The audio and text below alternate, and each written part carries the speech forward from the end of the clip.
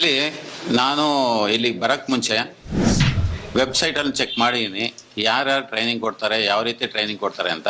ಕೆಲವು ಕಡೆ ಫೋನ್ ಮಾಡಿದಾಗ 60,000, 70,000, 40,000, 3 ತಿಂಗಳು, 2 ತಿಂಗಳು, 1 ಅವರ್ ಡೈಲಿ, ಆಫ್ಲೈನು, ಆನ್ಲೈನು, ಈ ಥರ ಎಲ್ಲ ಕತೆ ಬಂತು.